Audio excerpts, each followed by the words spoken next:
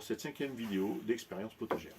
Donc vidéo en 2 parties, parce que la première partie, je vais vous montrer la finalisation de la première jardinière, hein, puisque j'attendais la bâche, et je l'ai reçue comme j'ai dit la dernière fois, et donc on l'a fixée ce matin avec une de mes filles, avec Mimi. Je vais vous montrer comment on peut l'ouvrir, on peut la fermer relativement facilement. On a terminé aussi la première jardinière sur pied que j'avais attaquée avec le polycarbonate. Donc il me manquait les bords, donc les pignons, donc je les ai terminés avec des chutes de vache. Et la deuxième partie de la vidéo, c'est une petite explication sur la couverture du sol nu. Parce que, étant néophyte, j'ai lu des bouquins, des revues spécialisées, j'ai vu des reportages, je suis allé dans des jardineries, j'ai demandé à des jardiniers confirmés, j'ai regardé des tutos sur internet, et a priori tout le monde est unanime sur ce sujet, en tout cas j'ai pas trouvé de détracteur à ce sujet-là, c'est qu'on ne doit jamais laisser un sol nu, quelle que soit la saison. Donc je vais vous expliquer mon raisonnement sur la couverture du sol et ce que je vais faire. Mais ça, c'est une autre partie. Donc je vais vous inviter à me suivre pour vous montrer donc la jardinière qu'on a terminée ce matin. Et c'est parti. Venez en avant. Donc voilà, elle est terminée. Elle est terminée. Vous voyez, on a tendu, donc on a couvert avec une bâche. Donc ça tient bien, c'est bien mis comme il faut. S'il pleut, ça va bien ruisseler, ça ne va pas creuser la bâche et la faire déchirer ou la casser. C'est relativement épais, hein, c'est du 200 microns. C'est pas si cher que ça.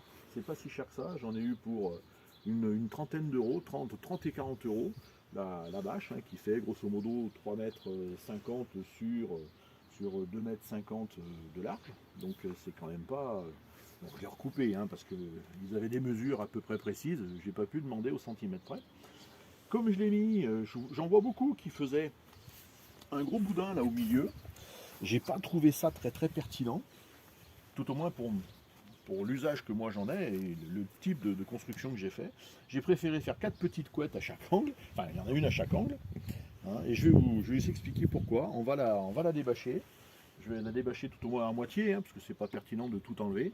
C'est très simple pour débâcher. Et allez, hop, on enlève. Je les remettrai plus tard. Les besoins du tournage font que je n'ai pas les 2 mains de libre. Voilà. Voilà. Et ici, on soulève une couette dans chaque angle. On soulève légèrement. Voilà. On peut rouler un petit peu s'il y a besoin. Voilà. Ce qui nous laisse l'opportunité de gratter, de travailler. Hein, donc je la couvrirai plus tard. Il y a encore quelques cailloux qui se trimballent. Voilà. Donc je vais vous montrer maintenant la petite jardinière sur pied que j'ai fait. Et on a terminé aussi ce matin avec Émilie. Donc il manquait les pignons, donc j'ai pris les chutes de la vache pour la garnir, hein. C'est vissé par en dessous. Là j'ai dévissé mon arceau, j'ai écarté, j'ai glissé, comme on le voit là, on le voit par transparence, j'ai glissé la vache, j'ai revissé dessus. Alors, je pense pas que ça se déchire même les jours de grand vent, et puis je vous dirai les jours de grand vent s'il y en a. À mon avis il y a autre chose qui partirait plutôt que ma vache.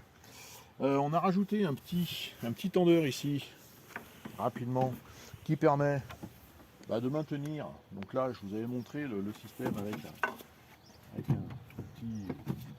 un reste de tube qui permet de le maintenir un peu ouvert. Et donc pour fermer, une fois qu'on a fini de travailler dedans, pour fermer, hop, tac, ça évite, s'il y a des grands coups de vent, des vents un peu tourbillonnants, ça évite que ça soulève. Ou que s'il y a un animal un chien, un chat, je sais pas pourquoi, hein, ou un gamin, pour le soulever, c'est un petit peu plus difficile. Donc voilà. Donc là, le test ici donc, est concluant. Donc on va passer à la construction après de la deuxième, des deuxièmes arceaux, deuxième bâche. On mettra la deuxième bâche. Donc je commanderai la deuxième bâche dans les mêmes dimensions. Maintenant que le prototype est bon et que je sais comment il faut faire, je vais le répéter, puisque mes bacs ont toute la même dimension, les grands bacs. Et on pourra enfin avoir une couverture sur chacun. Donc l'avantage de ce système, c'est que là, tout est enlevable, tout est modulable. Je peux tout enlever si j'ai envie. J'ai qu'à tout déclipser la bâche on va dire en quelques minutes, quelques secondes, quelques minutes, on peut l'enlever complètement. Et on peut la ranger, comme il n'y a rien, on va dire, de définitif. À chaque angle, c'est un nœud coulant revissé, resserré. C'est-à-dire que j'ai qu'à les défaire et ma bâche, elle est à plat. Je peux la plier après comme on plie une couverture. Et la ranger pour la saison s'il y a besoin. Voilà.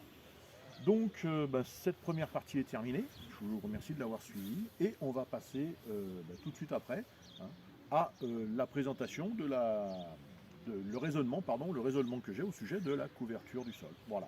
Merci. Voilà, donc changement de décor. Là, je suis au chaud dans la chambre d'une de mes filles qui me la prête gracieusement pour tourner ce petit morceau de vidéo. Donc on en est là à raisonner sur le couvert végétal, dans le sens où, si apparemment tous les jardiniers du monde sont d'accord, on ne doit jamais laisser une terre cultivée, qu'on cultive, on ne doit jamais la laisser nue. Ce que je comprends très bien, parce qu'une terre laissée nue, c'est une terre qui est disponible pour les parasites. C'est-à-dire que n'importe quel animal peut creuser, faire son nid dedans, n'importe quel insecte peut facilement s'y installer. Les limaces peuvent aussi venir, si jamais elles trouvent une branche par terre, peuvent se mettre dessous. Et puis c'est quelque chose aussi qui est sujet à l'érosion, c'est-à-dire que le vent emmène la bonne partie du substrat, et puis après il vous reste que du sable. Ou si ce n'est pas le cas, les pluies successives au fur et à mesure du temps, alors pas dans l'heure qui vient, les minutes, le mois, même l'année qui vient, c'est au fil des années, les nutriments sont entraînés irrémédiablement en bas. La gravité, c'est puissant, donc ça entraînera les nutriments vers le bas. Donc on ne laisse pas un sol nu. Alors je me suis dit, ok, mais qu'est-ce qu'il va falloir que je fasse pour pas le laisser à nu, pour le couvrir. Donc première solution, puisque je me suis un petit peu documenté, il en ressort qu'on peut faire du paillage, donc avec de la paille ou du BRF. Donc par rapport à ma situation, comme je dis toujours, c'est valable pour ma situation, et là où je suis, c'est peut-être pas valable pour d'autres, mais pour moi, c'est ça. Moi, de la paille, j'en ai pas. Du BRF, hormis le BRF qu'un collègue m'a amené, parce que lui, il a eu l'occasion de pouvoir avoir du taillis, il a fait des tailles, et puis voilà, il a pu m'amener du BRF, j'en ai eu un autre usage, j'en ai mis aussi dans une de mes jardinières. D'ailleurs, je vous expliquais, je voulais faire une expérience sur la culture de la pomme de terre sous BRF brut. Moi, j'ai pas de haie, donc je pourrais pas avoir de BRF. Et c'est une solution qu'il faut qu'il soit durable, parce que si vous avez de la paille, moi, si je me fais livrer de la paille, je vais m'en faire livrer, comme on dit, une boule. Il va falloir que je prenne un endroit où la stocker, j'ai rien pour stocker. Donc il va falloir que je fasse un petit appentis pour la protéger de la pluie, que je fasse attention à ce que les bestioles ne nichent pas dedans, parce qu'elle va me durer un sacré paquet de temps, la boule de foin, parce que j'ai que 3 jardinières et demie, si je puis dire. Donc je ne vais pas investir dans une boule ronde. Il faudrait que je trouve quelqu'un qui fasse éventuellement des bottes carrées. Bref, non, je ne vais pas m'embêter à ça. Donc BRF et paille, j'ai pas. Je pourrais avoir des résidus de tonte. Les résidus de tonte, ça, moi j'ai 4000 m² de terrain. Bon, voilà, je m'en occupe réellement que de, en gros, 1000-1200 m². Le reste du terrain, c'est un agriculteur qui a encore 3 ou 4 vaches ici, qui s'en occupe. Et c'est un deal que j'ai eu avec lui, comme je vous ai expliqué. Il vient, il met ses vaches 1 ou 2 fois dans l'année, ça fait la tondeuse automatique, on n'en parle plus. Ou alors, s'il laisse pousser en début de saison, s'il a bien laissé pousser, il passe un coup de gyro, il récupère, il fait une boule, qu'il garde pour ses vaches. Justement, ça lui paye le coup de gyro est payé, moi ça entretient mon prêt. Et lui, ça lui coûte rien, enfin voilà, il en retire un petit bénéfice pour lui perso. Donc je ne vais pas casser cet accord tacite que l'on a, qui me va très bien, et qui a toujours été très bien pour lui aussi. Donc voilà, la chose étant établie, je ne vais pas remettre en question cela, donc il est hors de question que je change. Donc paillage BRF, on oublie. Pour couvrir un terrain, ensuite, on peut utiliser la méthode des paysagistes, c'est-à-dire que vous mettez une bâche tissée, une sorte de géotextile de surface, plastifiée, tissée, tramée, Avantage, inconvénient, l'avantage c'est que c'est durable, c'est très durable. L'inconvénient c'est que c'est durable aussi. C'est-à-dire que le paillage, l'avantage du paillage c'est qu'on le pousse un peu, on creuse, on plante, ou on récolte, on recourt. Voilà. Même si au fur et à mesure du temps, il a tendance à vouloir s'enfoncer ou à se dégrader, ce qui fait qu'il faudra remettre du paillage toutes les années, on va dire, toutes les saisons. Le géotextile, lui, le film plastique, il est durable. Donc la pénibilité, elle est là. C'est-à-dire qu'une fois que la terre est couverte, quand c'est en intersaison, qu'il n'y a pas de culture et qu'il n'y a rien qui pousse en dessous ou qu'on ne veut rien faire pousser, c'est très bien. C'est très bien. Mais c'est un peu dommage. Parce que le fait de couvrir, à part limiter les adventices, voilà, et puis l'érosion du sol, comme je l'ai dit, pas d'intérêt. Donc ça veut dire que le film, dès que je vais vouloir planter quelque chose, il va falloir que je l'enlève ou que je fasse des trous dedans. Si je fais des trous aujourd'hui, peut-être que les trous de la saison prochaine ne seront pas les mêmes, ou les bons, ou au bon endroit. Donc c'est pas une solution non plus intéressante, parce que ça veut dire que le film, il va peut-être me faire une saison, peut-être deux si j'ai un peu de chance, mais après il faudra que je le change. Donc ça, c'est une question financière, non, c'est pas intéressant. Et la dernière solution que j'ai trouvée sur le net, c'est faire une culture qui peut éventuellement servir d'engrais vert, mais qui sert surtout de couvert végétal intersaison. Et là, je suis d'accord, ça me semble pertinent, oui, ça me semble intéressant. Donc une culture qui éventuellement ne prend pas trop de ressources, qui pour certains cas en amène, et je me suis dit, qu'est-ce qu'on peut planter pour vraiment couvrir le sol, pour éviter les désagréments d'un sol nu. Alors j'ai regardé, j'ai trouvé, il y a du sarrasin, de la moutarde, il y a tout un tas de choses. Sarrasin moutarde, d'ailleurs le mariage, le mix, mélange sarrasin-moutarde, il paraît qu'il est très très bien, car il amène pas mal de nutriments si vous voulez faire de l'engrais vert. Bon, ça c'est un bon point. Par contre, l'inconvénient que j'y trouve, c'est que moi, les graines de moutarde, si vraiment c'est pour faire que de l'engrais vert, on met de l'argent par terre. Pour parler simplement. Parce que cette culture, je ne vais en retirer aucun, entre guillemets, bénéfice, je ne vais pas la manger, c'est mon sol, je vais amender mon sol avec. Or, mes 3 jardinières sont amendées, j'amène déjà du compost, j'amène de la cendre de bois, j'amène j'ai eu du BRF, donc voilà, il y en a, je vais amener de l'azote par mon urine, comme je vous ai expliqué une fois. Donc je pense que l'amendement de mes jardinières, de mes bacs potagers, ça va pas être un problème. Donc je trouve dommage de faire ce type de plantation. Alors je me suis dit, il faut trouver une plantation qui n'épuise pas trop le sol, ou si ça l'épuise, que je puisse moi pallier à cet épuisement par ce que j'amène, et qui me rapporte, que je puisse consommer, qu'on puisse consommer au niveau de la famille. Et j'ai cherché, et j'ai trouvé, je pense que c'est une bonne solution.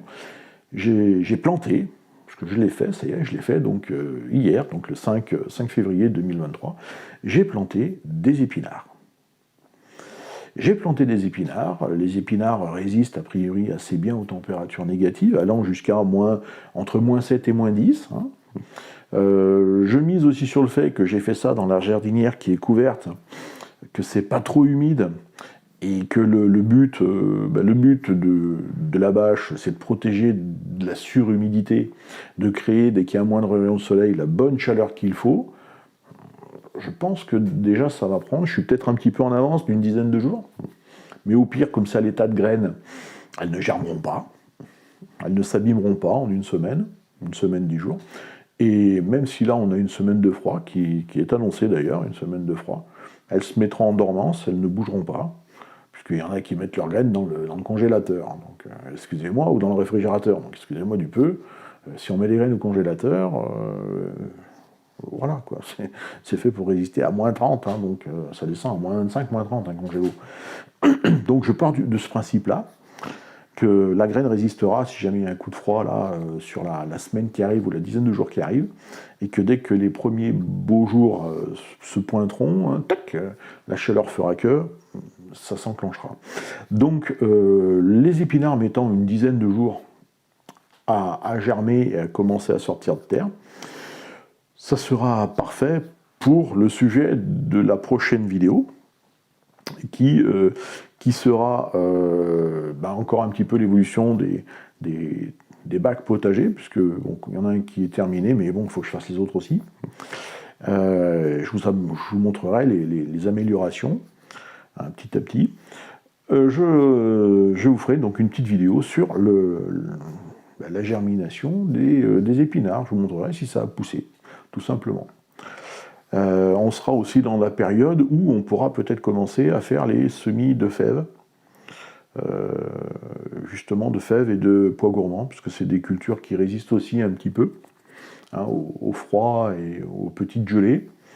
Et donc là, je pense qu'on aura passé les petites, les gelées, les dernières gelées vraiment de l'hiver. Je ne dis pas qu'il n'y en aura pas d'autres, hein, mais bon, je pense que les grosses gelées sont derrière nous. Je peux me tromper, on verra bien, hein. Jardiner c'est aussi parier, hein. C'est faire un pari sur l'avenir. Donc voilà, donc je vous remercie d'avoir suivi cette petite vidéo, et puis je vous dis à bientôt, on se tient au courant, à la prochaine, merci.